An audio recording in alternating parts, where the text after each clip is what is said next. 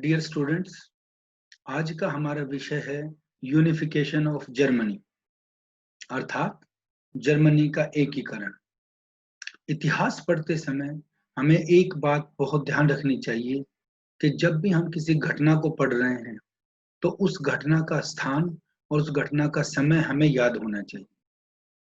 जब हम यूरोप का इतिहास पढ़ रहे हैं तो हमें यूरोप की उन घटनाओं को ध्यान रखना चाहिए जिन घटनाओं के कारण पूरी व्यवस्था में बदलाव हुआ था, चाहे वो बदलाव राजनीतिक था, चाहे सामाजिक था, चाहे आर्थिक था।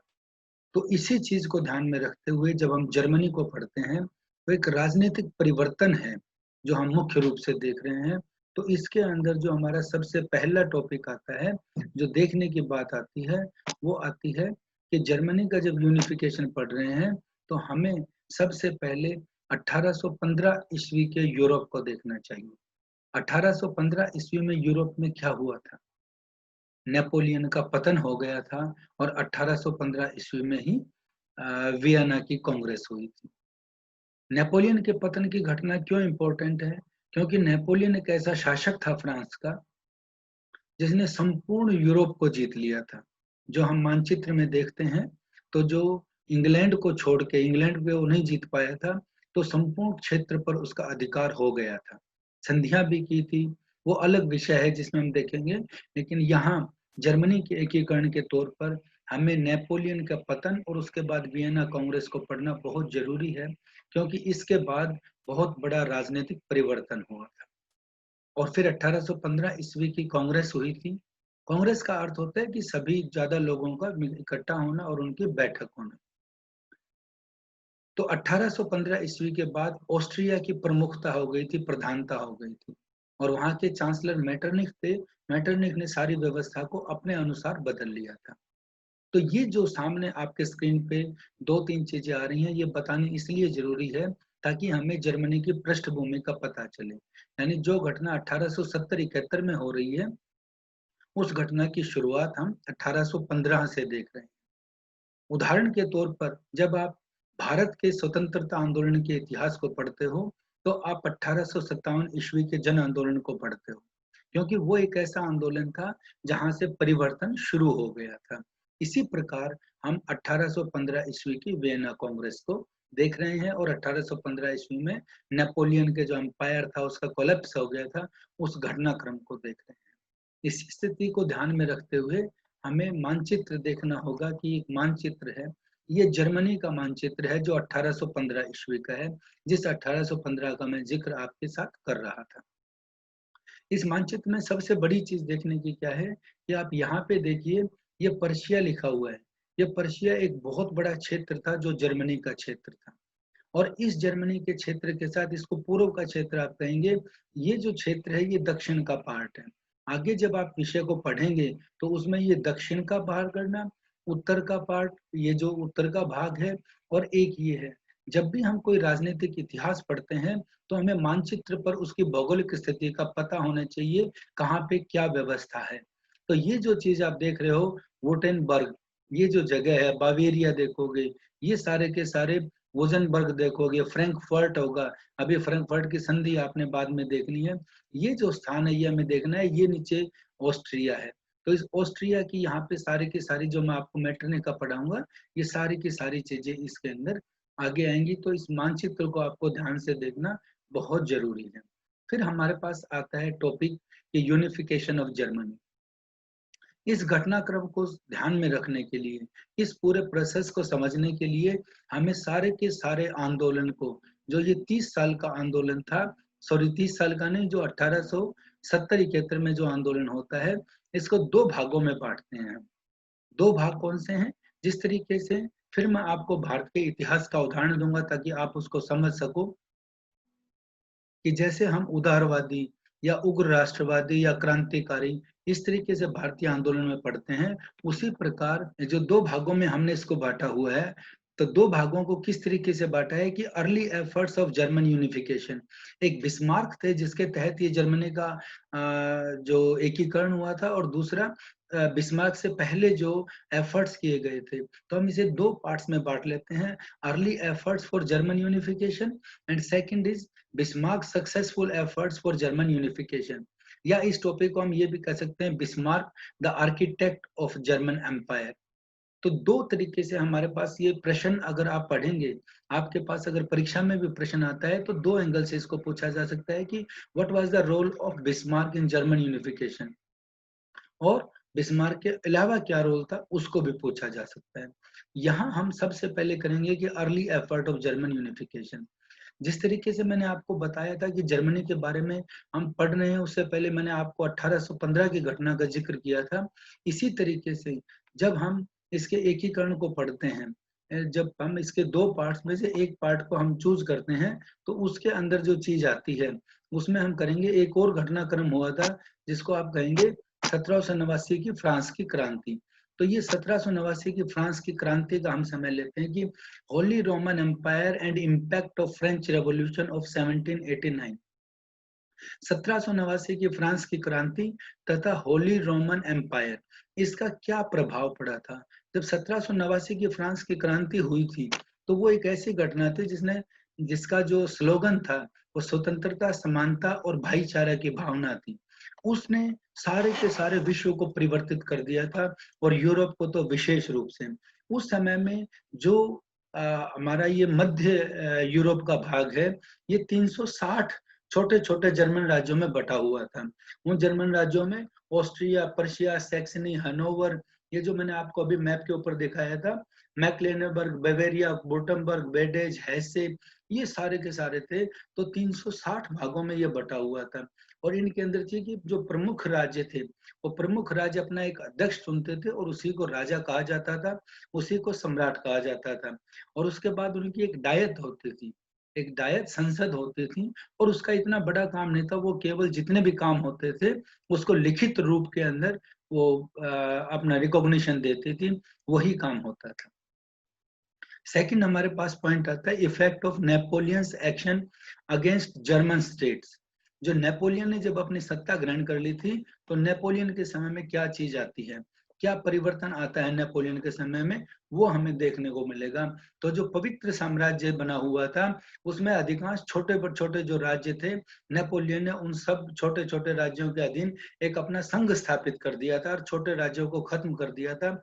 और 16 राज्यों का उसने पर्शिया और ऑस्ट्रिया के अतिरिक्त, जो देखिए मैंने आपको मैप के ऊपर एक चीज दिखाई थी कि इसके अंदर ये पर्शिया और पर्शिया के साथ ये ऑस्ट्रिया, इन दोनों को छोड़ के और बाकी जो राज्य थे उन राज्यों का एक संगठन बना दिया था जिसे कॉन्फेडरेशन ऑफ राइन कहा गया था, यानी राइन का संघ उसको नाम दिया गया था। और यही चीज है जब हम पहली बार देखते हैं कि शुरुआत हुई थी, और इसी कारण से नेपोलियन को जर्मनी के एकीकरण का आरंभकर्ता माना जाता है, यानी शुरुआत करने वाला व्यक्ति माना जाता है। क्योंकि यहीं से जब नेपोलियन ने इन राज्यों को जीता था, यहीं पे जर्मनी के लोगों के अंदर राष्ट्रीयता की भावना पैदा हुई थी, और जितने अत्याचार नेपोलियन ने किए थे उन अत्याचारों के विरुद्ध वो लामबद्ध हुए थे। और ऐसी ही घटना नेपोलियन का जो जेना का युद्ध हुआ था, उसके बाद उसने पर्शिया के अंदर बहुत अत्याचार किए थे, तो सारे के सारे लोग पर्शिया के नेतृत्व में ही नेपोलियन के विरुद्ध इकट्ठे हो रहे थे। तो ये राष्ट्रीयता की भावना और जर्मनी के एकीकरण की शुरुआत हम यहाँ से मानते हैं। तीसरा प्रश्न आता है Vienna Congress and German confederation. जब वियना कांग्रेस होती है उसके अंदर मेटरनिख की प्रमुखता होती है। मेटरनिख चांसलर थे ऑस्ट्रिया के। जब मेटरनिख यहाँ पे आ जाते हैं तो 38 राज्यों का एक ढीला सा संगठन बनाते हैं, क्योंकि मेटरनिख वहां पे, अब आप अपने दूसरे अध्याय में भी जब आप इटली का एकीकरण पढ़ेंगे वहां पे भी इन्हीं घटनाओं का जिक्र होगा, नेपोलियन का भी जिक्र होगा और वियना का कांग्रेस का भी जिक्र होगा। तो वहां पे जब नेपोलियन जो मेटरनिख है, मेटरनिख वहां जाकर के अपना जो रोल प्ले करते हैं वो इन राज्यों को कमजोर कर बनाने की कड़ी अपनाते हैं और एक 38 राज्यों का छोटा सा एक संगठन बना देते हैं जिसको जर्मन कॉन्फेडरेशन का नाम दिया जाता है। और इसके बाद इसमें होमबर्ग नाम का एक राज्य और शामिल हो जाता है और बाद में इसकी संख्या 39 हो जाती है। ये 39 संख्या होने के बाद इसकी इतनी बड़ी महत्ता नहीं रहती और इसको जो मैंने आगे लिखा है आप देखेंगे, despite the name the German confederation was no more a national state than the old empire had been. William Carr एक हिस्टोरियन हुए हैं, उन्होंने बुक लिखी है हिस्ट्री ऑफ जर्मनी 1815 से 1945। उस पुस्तक के अंदर वो ये बात कहते हैं कि यद्यपि इसका नाम जर्मन संघ था तथापि यह प्राचीन साम्राज्य से बढ़कर राष्ट्रीय राज्य नहीं बना था। राष्ट्रीय राज्य का अर्थ होता है कि सारे के सारे लोग अपनी ही सभ्यता, अपनी संस्कृति, अपने इतिहास, अपनी भाषा, अपने हित उसको लेकर के इकट्ठे हो रहे हो। तो ये जो जर्मन कॉन्फेडरेशन है वो राष्ट्रीय राज्य का रूप नहीं ले पाया था।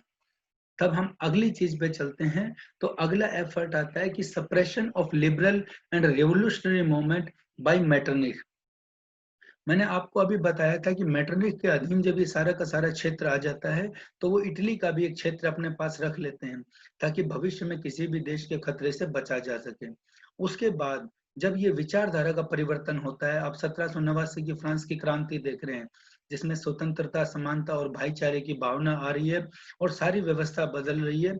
तो वहां पे जो विश्वविद्यालय हैं जर्मनी के अंदर, उनके अंदर भी परिवर्तन आ रहा है और नए विचारक जो आगे आ रहे हैं। तो उसमें विश्वविद्यालय के जो विद्यार्थी हैं वो भी अपने क्रांतिकारी संगठन बनाते हैं।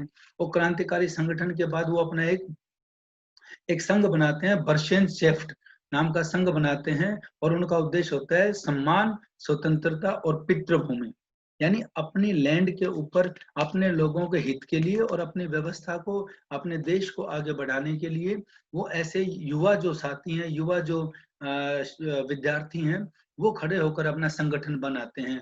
उन्हीं को जब सर्व जर्मन संघ, एक और संगठन बनता है सर्व जर्मन विद्यार्थी संगठन।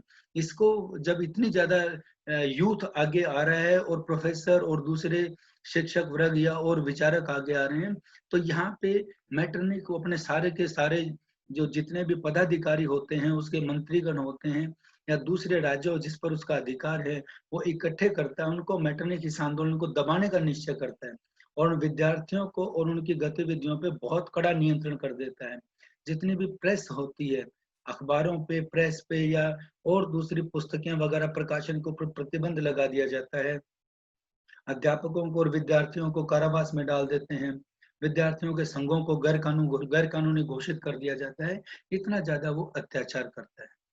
फिर हमारे पास एक और आता है कि influence of the French revolution of 1830। 1830 ईस्वी में फिर फ्रांस के अंदर एक बदलाव होता है, क्रांति होती है। फ्रांस का हम जिक्र क्यों करते हैं? क्योंकि आप मानचित्र के अंदर देखेंगे, मैं पुनः फिर एक बार आपको मानचित्र दिखाता हूं कि इस मानचित्र में आप देखेंगे तो ये फ्रांस का सारा क्षेत्र है। इस फ्रांस का डायरेक्ट इसके ऊपर प्रभाव पड़ रहा है इस देश के ऊपर, क्योंकि सारा का सारा ये फ्रांस के साथ जुड़ा हुआ है। तो फ्रांस के साथ, और उस समय में अगर आप देखेंगे तो ये पावरफुल देश है। यहाँ पे ये पूरा जर्मनी है जो बटा हुआ है, यहाँ पे ऑस्ट्रिया पावरफुल है और यहाँ पे फ्रांस पावरफुल है। इसलिए इन देशों की कोई भी घटनाक्रम है उसका जानना बहुत जरूरी है, क्योंकि इसी का प्रभाव आगे पड़ता है। फिर 1830 ईस्वी में फ्रांस के अंदर एक आंदोलन होता है और उसमें बूर्बो वंश का जो शासक होता है चार्ल्स दशम या चार्ल्स दसवां होता है, उसको राजगद्दी से उतारकर वहां पे ओलियंस वंश के एक उदार शासक लुई फिलिप को राजा बना दिया जाता है। और जब लुई फिलिप राजा बनता है तो जितने भी उनके अधीन राज्य होते हैं वो सभी अपने नए संविधान बनाते हैं, या और दूसरे जो राज्य हैं वो अपने पुराने संविधान को ही बदलाव कर लेते हैं, आगे बढ़ाते हैं। तो उसी कड़ी में जो बेवेरिया है, बुटनबर्ग है, सैक्सनी है, हैनोवर है, ये जो जर्मनी के राज्य हैं जिनका मैंने अभी मानचित्र में आपको दिखाया था, ये बावेरिया है, ये बुटेनबर्ग है, ये सारे के सारे राज्य हैं, ये इंडिपेंडेंट राज्य हैं। ये भी अपने संविधान को बदलते हैं और नई विचारधारा और नए उदार अधिकारों के साथ आगे बढ़ते हैं। और इसमें फिर इंग्लैंड और फ्रांस में जो मेटरनिख के कार्य हैं वो उसका कड़ा विरोध करता है इंग्लैंड, और जर्मनी के उदार आंदोलनों का समर्थन करता है। तो जर्मनी के अंदर एक चीज आप देखेंगे एक परिवर्तन की बात आ जाती है, लोगों में जागरूकता आती है। फिर आपके पास एक पॉइंट आता है जोल्बेरिन। जोल्बेरिन को हम बोलेंगे इकोनॉमिक यूनिटी, एक आर्थिक रूप से एकत्र होने की बात है। ये जोल्बेरिन शब्द ऐसा है। इस जोल्बेरिन के अंदर क्या किया था कि जो भी राज्य थे सारे के सारे, फिर मैं आपको मानचित्र पर ले जाऊंगा, ये जो सारे के सारे आपस में राज्य हैं पर्शिया के अंदर, इन राज्यों के अंदर जो कर दिया जाता था वो 67 यानी 67 चुंगी करते पूरे के इसके अंदर, पूरे पर्शिया के अंदर, जर्मनी के अंदर, इस सारे क्षेत्र में। तो वो अपना आर्थिक रूप से उनका बहुत नुकसान होता था। तो जो ये विचारधारा आ रही है, जिसके अंदर संविधान में भी बदलाव आ रहा है, दूसरे भी चीजें हो रही हैं, तो ये सारे के सारे लोग मिलके और जोल्बेरिन की स्थापना करते हैं। इस जोल्बेरिन के अंदर ये आपस में सारे के सारे राज्य मिलकर 1818 से 1834 तक अपने जितने भी ये व्यापार करते हैं, उसके अंदर अपने जो चुंगी कर है उसको माफ कर दिया जाता है। लेकिन इस जोल्बेरिन के अंदर ऑस्ट्रिया, इस जोल्बेरिन में ऑस्ट्रिया को शामिल नहीं किया जाता। और जब ऑस्ट्रिया शामिल नहीं होता है तो दोनों के अंदर एक गैप बन जाता है, और उस गैप के कारण हम जो जिस तरह बढ़ रहे हैं, जर्मनी के ये जो प्रदेश हैं, इनमें एक एकता आने लग जाती है, ये आपस में जुड़ जाते हैं। तो वो भी एक घटना है जिसको हमने नाम दिया है Zollverein, economic unity, free trade, German custom union और डेवलपमेंट ऑफ रेलवे। आगे मानचित्र में भी मैं दिखाने की कोशिश करनी थी मैंने आपको कि एक पूरे के पूरे ये जो मानचित्र है, आपको फिर वापस लेके चलता हूँ। इसके अंदर रेलवे का पूरा निर्माण हो जाता है, और उस रेलवे के अंदर भी जब सारे में रेलवे का निर्माण होता है तो इन देशों के अंदर एकता की भावना और बढ़ती है। ये रेलवे का मैप है, डेवलपमेंट और रेलवेज इन जर्मनी। मैंने ये जर्मनी यानी पूरा का पूरा क्षेत्र ही ले लिया है कि देखिए रेलवे के सारे, इसको आप देखेंगे कि 1835 से 39 और 1840 से 49, 1850 से 1859 और 1860 से 65, ये फिगर के अंदर दिए गए हैं कितनी रेलवे का अलग अलग तरीके से जो डेवलपमेंट होती है वो सारी बताई गई है। तो ये रेलवे से जुड़ने का अर्थ क्या हुआ है कि सारे राज्यों में एकता आ रही है, एकता की भावना आगे बढ़ने लग रही है। फिर नेक्स्ट पॉइंट आता है हमारे पास, impact of the French revolution of 1848। 1848 में फिर फ्रांस में क्रांति होती है, तो उस 1848 के फ्रांस की क्रांति का भी यहाँ प्रभाव पड़ता है। इस तीसरी क्रांति में लुई फिलिप को राजगद्दी से उतार दिया जाता है और फ्रांस के अंदर राजतंत्र को खत्म कर गणतंत्र की स्थापना की जाती है। जब गणतंत्र की स्थापना की जाती है तो यहाँ देख रहे हैं liberal movement in Germany, German states, ये जो जर्मनी के छोटे छोटे राज्य हैं इन सभी में उदारवादी बदलाव हो रहे हैं। फ्रैंकफर्ट पार्लियामेंट जो की प्लान है जर्मन यूनिफिकेशन की, इसमें दो तीन चीजें आप पढ़ेंगे। एक तो जर्मनी के राज्यों में उदारवादी परिवर्तन होते हैं, प्रेस की स्वतंत्रता को बहाल कर देते हैं, लोकतांत्रिक जो संगठन है उनकी बहाली हो जाती है, विद्यार्थियों को, शिक्षकों को, उनको फ्री कर दिया जाता है। दूसरी चीज आती है Frankfurt parliaments plan of German unification. जो फ्रैंकफर्ट पार्लियामेंट थी उसके 521 प्रतिनिधि थे, और वो 521 प्रतिनिधि एक सभा, उस सभा को वॉर पार्लियामेंट कहा जाता था, या उसको आप प्री पार्लियामेंट भी कह सकते हैं। उसमें निर्णय हुआ है कि जर्मनी का एक अध्यक्ष के अधीन एकीकरण किया जाए और संसदीय सरकार की स्थापना की जाए। ये सारा हुआ 1848 की फ्रांस की दूसरी क्रांति हुई थी उसके बाद। तो फेडरिक विलियम जो था शासक था, उसके उसका निर्णय लिया गया इसके अंदर कि उनको उनके अधीन ये की जाए। और फेडरिक विलियम फोर था, वो जर्मनी के यूनिफिकेशन के लिए एक प्लान तैयार करता है, एक योजना तैयार करता है, जिसके तहत जर्मनी की रियासतों के शासकों की इच्छा से पर्शिया के नेतृत्व में जर्मनी के एकीकरण की योजना बनाई जाए। यहाँ ये फैसला होता है कि पर्शिया के नेतृत्व में ये चीज होगी, क्योंकि पर्शिया एक बहुत बड़ा प्रदेश था और उसके जो संपर्क थे, आप जब मानचित्र में मैं आपको पुनः एक बार फिर दिखाऊंगा, अगर आप पर्शिया के मानचित्र में देख रहे हो तो पर्शिया यहाँ रूस के साथ भी उसकी मित्रता है, रूस के साथ भी जुड़ा हुआ है और दूसरे देशों के साथ भी उसकी मित्रता है, और ये पर्शिया ही है जो दूसरों को चैलेंज कर सकता है। तो पर्शिया के नेतृत्व में वहां पे यह फैसला होता है कि जर्मनी के एकीकरण की योजना बनाई जाए। और इस योजना में पर्शिया के मंत्री होते हैं एक रोडोविट्स, उसने मई 1849 में पर्शिया, सैक्सनी और हैनोवर, तीन राज्यों की एक लीग का निर्माण किया जाता है, और उसके बाद 17 छोटे छोटे जर्मन राज्य लीग में शामिल हो जाते हैं। लेकिन ऑस्ट्रिया इसका विरोध करता है क्योंकि पावर सारी ऑस्ट्रिया के पास है, और ये चीज फिर आगे नहीं बढ़ पाती है। हाँ, इतने पे ही यहाँ पे रुक जाते हैं जर्मनी के एकीकरण के प्रयास। यहाँ पे हमारे पास चीज आती है कि इन प्रयास का फेल्योर क्यों हुआ, क्या कारण था इसके फेल होने का। सबसे पहली चीज आती है कि जर्मन लिबरल्स थे, उनमें यूनिटी नहीं थी, आपस में उनमें एकता नहीं थी। दूसरी चीज उनमें आती है कि जो ऑस्ट्रिया था उसकी डोमिनेंस बहुत ज्यादा थी। वो जो दूसरे जो हमारे इंडिपेंडेंट राज्य भी थे वो ऑस्ट्रिया से सीधे मुकाबला नहीं कर सकते थे, वो ऑस्ट्रिया के विरोध में नहीं आ सकते थे। तीसरी चीज आती है, फ्रेडरिक विलियम फोर्थ थे, उनकी भी जिम्मेदारी आती है कि जब सारे के सारे जब फ्रेडरिक विलियम फोर्थ को जर्मन एकीकरण की योजना के लिए फ्रैंकफर्ट पार्लियामेंट कर देती है, तो वहां पे फ्रेडरिक विलियम फोर्थ इनकार कर देते हैं। तो उनका इनकार करना और फिर अपनी योजना के अनुसार आगे बढ़ना, वो भी इसके अंदर एक कमी थी। और लास्ट पॉइंट जो इसमें आता है वो आता है कि एक लीडरशिप की कमी थी, योग्य नेतृत्व का अभाव था, तो एबिलिटी इतनी नहीं थी ताकि ये आंदोलन आगे बढ़ सके। इसके बाद जब चीज आती है तो हमारे पास एक और पॉइंट आता है इसके अंदर, जो आप ये पॉइंट देखते आ रहे हैं, एक और पॉइंट आता है, वो आता है कि propaganda for German unification under leadership of Persia.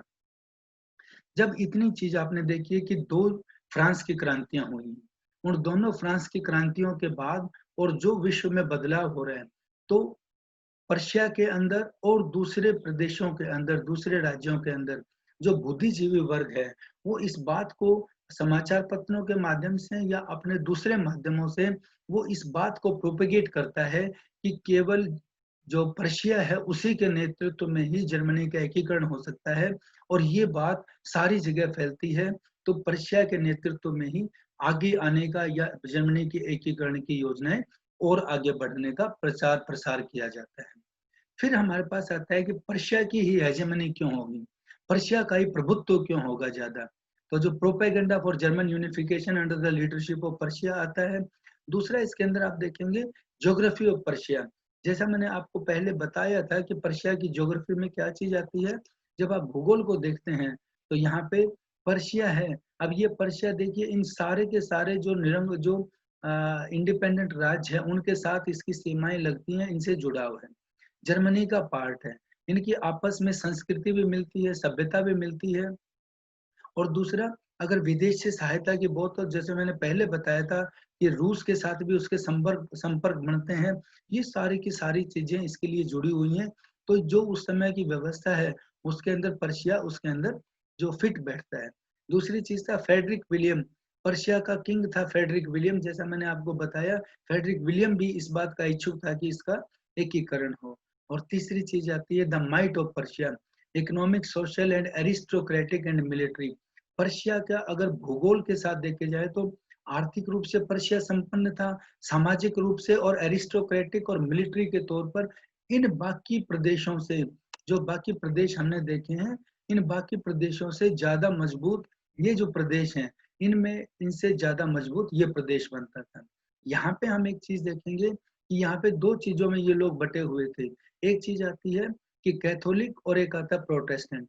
तो ये जो पर्शिया है, पर्शिया के अंदर ज्यादा लगाव था, और ये सारा का सारा क्षेत्र है ये प्रोटेस्टेंट के साथ जुड़ने से भी आगे बढ़ रहे थे। तो पर्शिया के नेतृत्व में ही ये सारी चीज आगे बढ़ती है और पर्शिया के नेतृत्व में एक माहौल बनता है, जो मैं आपको इसमें बताना चाह रहा हूँ। उसके बाद चीज आती है हमारे पास सेकंड स्टेज, कि Bismarck successful effort for German unification और Bismarck the architect of German empire. यहाँ पे आप बिस्मार्क को देखिए, बिस्मार्क 1815 से 1898 तक का उसका समय है। 1898 में वो अपने पद से हट जाते हैं। आइडियोलॉजी होती है उसकी पॉलिसी ऑफ रियल पॉलिटिक। यहाँ पे विद्यार्थियों आप इस शब्द पे जाएंगे, रियल पॉलिटिक। ये रियल पॉलिटिक एक बहुत बड़ा शब्द है। इसके अंदर चीज आती है कि राजनीति के या राजनीति के जो सिद्धांत होते हैं या राजनीति के तरीके होते हैं, राजनीति की व्यवस्था होती है। बिस्मार्क एक ऐसा कूटनीतिज्ञ था जो रियल पॉलिटिक मतलब जो प्रैक्टिकल तौर पर चीजों को आगे बढ़ाना चाहता था, कि वास्तविक रूप से क्या होती है, जो प्रयोगात्मक रूप से क्या चीज होती है, कि हम एक दूसरे से मिल गए ऐसा होगा, वो थ्योरी पर ना जाकर प्रैक्टिकल चीज करना चाहता था। तो ऐसा व्यक्ति था वो। फिर उसकी स्ट्रेटेजी थी। और फोर्थ में लिखा है Bismarck was the diplomat who keeps 3 balls in 2 hands। अपने 2 हाथों में वो 3 गेंदों को रखता था। आप आगे पढ़ेंगे और देखेंगे तो उसमें आएगा कि पर्शिया है, पर्शिया के साथ-साथ उसके अपने प्रदेश हैं, उसके साथ आगे इटली है, ऑस्ट्रिया है और फ्रांस है। वो पूरे अपने राज्य के दौरान जब वो जर्मनी का एकीकरण करता है, तो जब पर्शिया का पता करना होता है तो वो इटली से दोस्ती करता है, जब वो ऑस्ट्रिया को युद्ध करना है तो वो इटली से दोस्ती करता है, फ्रांस से दोस्ती करता है। जब फ्रांस की बारी आती है आक्रमण की तो वो ऑस्ट्रिया से दोस्ती करता है, वो अपने जो साउथ के जो राजा हैं, इंडिपेंडेंट राज्य हैं, उनके साथ दोस्ती करता है। ऐसा एक डिप्लोमेट था, एक कूटनीतिज्ञ था बिस्मार्क, वो चीज हम इसके अंदर आगे पढ़ेंगे।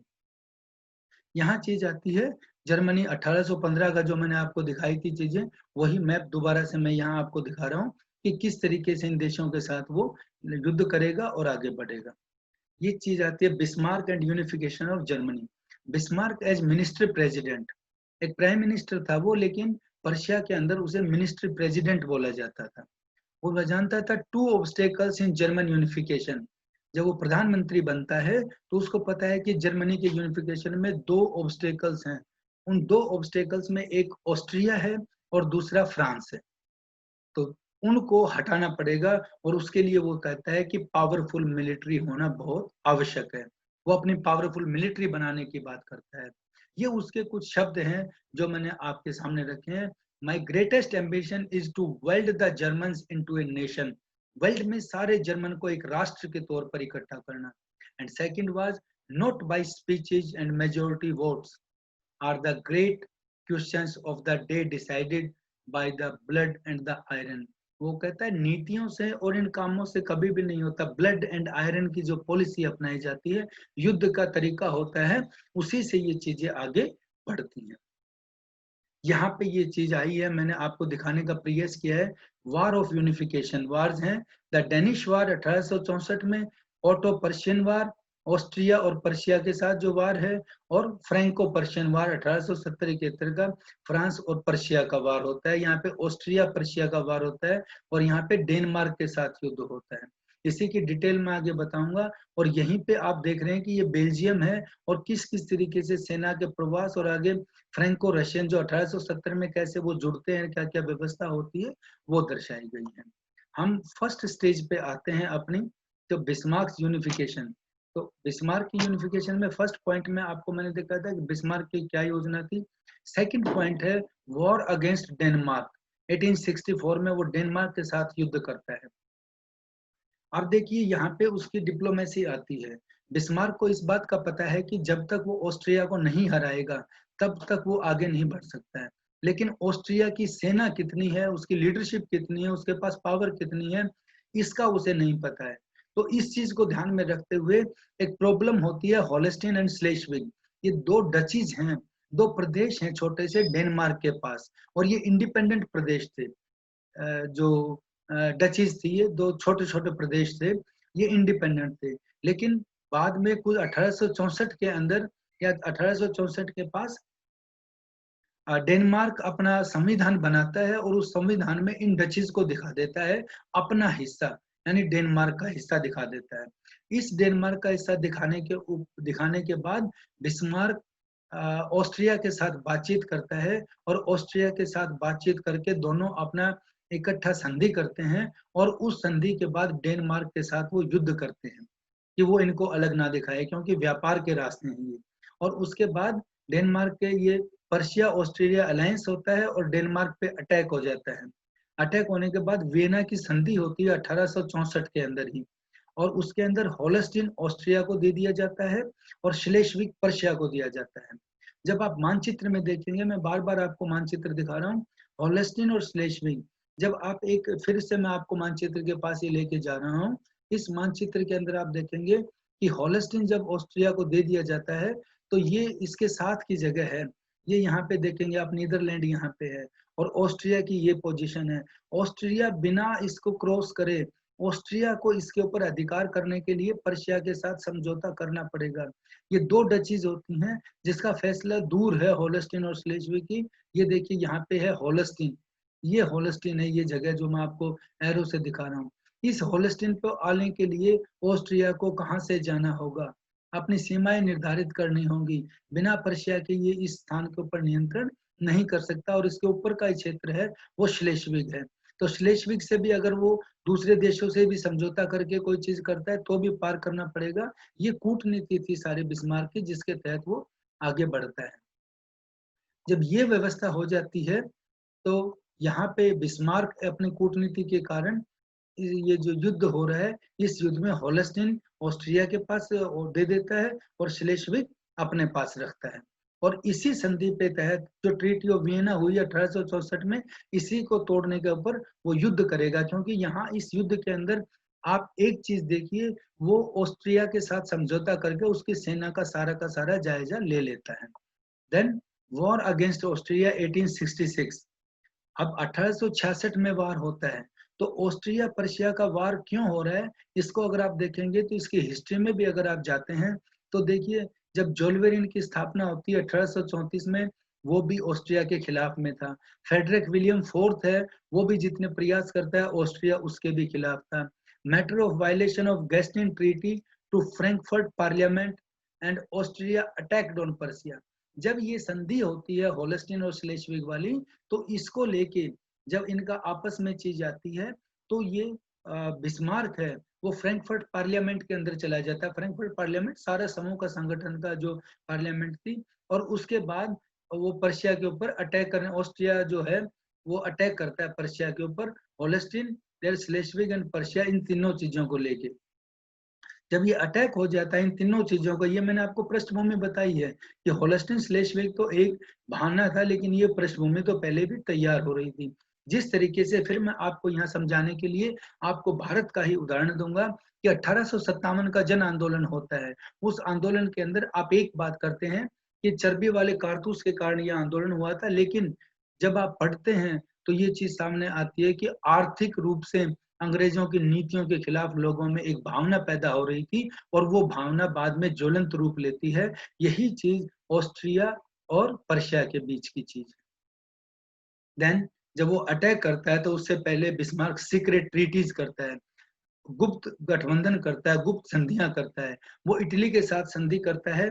इटली, अब आप देखिए, इटली बिल्कुल ऑस्ट्रिया के साथ लगता हुआ प्रदेश है। जब आप मैप में देखेंगे तो इटली के साथ वो करता है कि जो होलस्टीन श्लेष्विग का मुद्दा है और उसके बाद इटली का जो क्षेत्र है, वो क्षेत्र कहता है कि जब वो अटैक करेगा तो इटली भी उसके ऊपर अटैक कर दे ऑस्ट्रिया पे, ताकि उसकी सेना दो जगह पे बिखर जाए, और दो जगह बिखरने से सेना कमजोर हो जाए, युद्ध बिस्मार्क जीत लेगा, और जीतने के बाद संधि के तहत और इटली के जिन प्रदेशों पे ऑस्ट्रिया का कब्जा है, वो प्रदेश उसे वापस लौटा देगा। तो ये इटली का लिए भी फायदा है। और दूसरी संधि वो करता है फ्रांस के साथ। उसको वो साइलेंट रहने के लिए कहता है कि वो इस बारे में कुछ भी नहीं करेगा। क्यों? क्योंकि इसके अंदर मैं फिर आपको दिखाता हूँ, मैप के ऊपर लेके जाता हूँ। इस मानचित्र पे देखते हैं तो ये जो प्रदेश है जिसमें आप वुटेनबर्ग, बावेरिया और ये जो फ्रैंकफर्ट और ये सारे का सारा क्षेत्र देख रहे हो, ये स्टूडेंट्स क्षेत्र है जो ईसाई धर्म के अंदर प्रोटेस्टेंट थे, और ये दूसरे के जो कैथोलिक, ये कैथोलिक धर्म को मानने वाले थे। और फ्रांस का इसके ऊपर नजर थी कि ये क्षेत्र है, ये फ्रांस ले लेगा जब जीत के बाद हो जाएगा। तो ये एक गुप्त संधि करता है। दूसरा, जब आप देख रहे हैं तो यहाँ पे ऑस्ट्रिया और ऑस्ट्रिया के साथ का ये क्षेत्र है, ये जर्मनी के साथ, वो इटली के साथ लगता है, जिसके ऊपर वो अधिकार की बात करता है। जब इतनी चीज होती है और जब युद्ध होता है, तीसरी चीज आती है रशिया। जैसे मैंने आपको मानचित्र में बताया था, रशिया उसका मित्र है, साथ रशिया के साथ सीमाएं लगती हैं। और इंग्लैंड, जो ये जो सेंट्रल यूरोप के अंदर ये जो झगड़े चल रहे हैं, इंग्लैंड इससे बहुत दूर है। तो इस युद्ध के अंदर सारा का सारा पलड़ा है वो बिस्मार्क की तरफ ही होता है। और अंत में जब युद्ध होता है, ऑस्ट्रिया है वो युद्ध हार जाता है सेडोवा के बैटल में, और एक पराग्वे की संधि होती है, जिस संधि के अंदर वेनेशिया का जो प्रदेश है वो इटली को दे दिया जाता है, और पर्शिया को हैनोवर मिल जाता है। हैनोवर, हेसेल कैसल, नासो, श्लेस्विग, होलस्टीन और फ्रैंकफर्ट, ये सारा क्षेत्र ऑस्ट्रिया को मिल पर्शिया को मिल जाता है। और ऑस्ट्रिया जर्मन कन्फेडरेशन है उसको छोड़ देता है, और जर्मन कन्फेडरेशन है जो पर्शिया के नेतृत्व के तहत उसको मान्यता प्रदान करता है। ये उस पहली लड़ाई के अंदर जो उसकी कूटनीतिक लड़ाई थी वहां पे चीज आती है।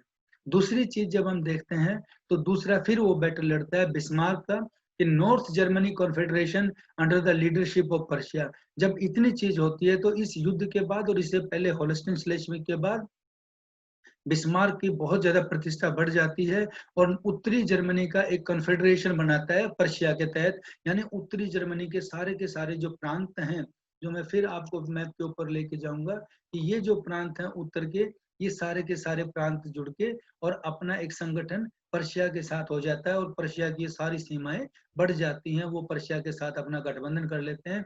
ये जितने इंडिपेंडेंट राज्य हैं ये इसके साथ मिल जाते हैं। अब बिस्मार्क के सामने केवल एक चीज रह जाती है कि उसका है कि जो इंडिपेंडेंट डायनेस्टीज हैं साउथ जर्मनी की, जिसमें बावेरिया, वुटेनबर्ग, बाडेन और हेसे डार्मेस्टेड, ये जर्मनी की हैं, जर्मनी का जो हिस्सा है इसे अपने साथ मिलाना है। इसके उसके ऊपर एक लक्ष्य रहता है और इसी लक्ष्य को ध्यान में रखते हुए वो फ्रांस पर अटैक करता है। लेकिन फ्रांस पे जब वो अटैक करता है 1870-71 में, तो उसके साथ दो चीजें सामने आती हैं कि जो चार डायनेस्टीज हैं जिनका मैंने आपको नाम अभी बताया था, बावेरिया, वुटेनबर्ग, बाडेन और हेसे डार्मेस्टिक, इन चारों के सहयोग के बिना वो युद्ध नहीं जीत सकता।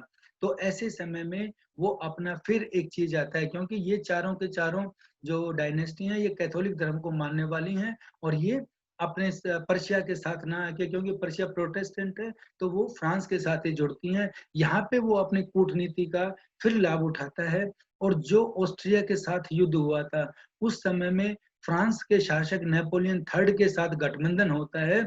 उस गठबंधन में जो डिप्लोमेसी होती है, जो फ्रांस के साथ वो एक स्वतंत्र रहने के लिए जो समझौता करता है, वो पत्र इन चारों राजाओं को दिखाता है कि फ्रांस उनके ऊपर अधिकार करना चाहता है। और उस पत्र के बाद ये चारों शासक हैं, जो चारों डायनेस्टीज हैं, जिनके अंदर ये बावेरिया, वुटेनबर्ग, बाडेन और हैसे ड्रामेस्टेड है, ये चारों के चारों पर्शिया के अधीन, पर्शिया के साथ मिल जाते हैं और उसके बाद अटैक होता है, फ्रांस के ऊपर आक्रमण हो जाता है। Diplomatic Bismarck knows that he could not won the war against France without the help of these dynasties, और उसके बाद वो इन डायनेस्टीज को साथ लेके फिर आक्रमण कर देता है और उस आक्रमण के बाद फ्रांस की हार हो जाती है। उस हार के बाद जो फ्रैंकफर्ट की संधि होती है, ये चित्र है कि proclamation of the emperor in Versailles 18 जनवरी 1871, ये जो होता है। इसके बाद बिस्मार्क की एक चीज आती है कि 1870-71 में वो फ्रांस के अंदर ही अपना ये ताजपोशी करता है और ताजपोशी जो राजा बनता है अधिकार कर लेता है फ्रांस के ऊपर, और इटली के शासक को ही इसके अंदर इसका राजा बना दिया जाता है फ्रैंकफर्ट के अंदर। और जब फ्रैंकफर्ट की ये चीज आ रही है तो यहाँ पे बिस्मार्क एक चीज करता है कि फ्रांस के दो प्रदेश हैं अल्सास और लोरेन, उनको भी जर्मनी के अंदर शामिल कर लेता है। और ये दो अल्सास और लोरेन इतने ज्यादा, जो आप जिसको बोलेंगे आप प्राकृतिक संसाधनों से भरे हुए होते हैं, इतने ज्यादा इकोनॉमिकली पावरफुल होते हैं कि ये अल्सास और लोरेन ही है जो बाद में फिर वर्ल्ड वार 1 का एक कारण बनते हैं, जो फ्रांस जर्मनी पे अटैक करता है। ये इसके होने के बाद जर्मनी की ये व्यवस्था होती है कि संपूर्ण जर्मनी, देखिए ये सारा का सारा एक हो जाता है, ये पूरा जर्मनी एक बन जाता है। ये फ्रैंकफर्ट की ट्रीटी है 10 मई 1871 की। जर्मनी एक पावर बन जाता है, एक राइज होता है और इसका पॉलिटिकली सिग्निफिकेंस है, राजनीतिक तौर पर इसका बहुत ज्यादा महत्व बन जाता है। ये अध्याय था कि किस तरीके से जर्मनी का एकीकरण होता है। Thank you very much.